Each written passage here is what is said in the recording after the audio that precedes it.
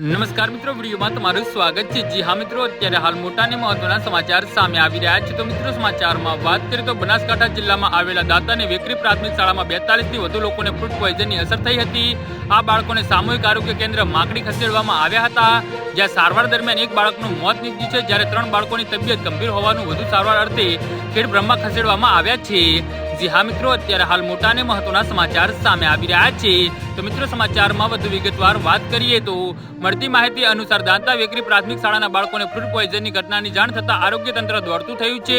ઘટનાને લઈ શિક્ષકો અને અધિકારીઓ હોસ્પિટલ પહોંચ્યા હતા। હાલ 13 બાળકોને હોસ્પિટલમાં સારવાર હેઠળ છે, તેમજ અન્ય બાળકોને સ્વસ્થ થતાં તેમને હોસ્પિટલમાંથી રજા અપાઈ છે। નોંધનીય છે કે છેલ્લા 2 દિવસથી બાળકોની તબિયત લથડી રહી હતી, જેમાં કેટલાક બાળકોને ઝાડા ઉલટી થવાની ફરિયાદ સામે આવી રહી હતી। જી હા મિત્રો, તો આના વિશે તમારું શું કહેવું છે તો નીચે મારી કમેન્ટ બોક્સમાં જરૂરથી જણાવજો, અને અમારી યુટ્યુબ ચેનલને સબસ્ક્રાઇબ કરવાની ભૂલતા નહીં। વિડીયો પૂરો જોવા બદલ તમારો ખૂબ ખૂબ આભાર।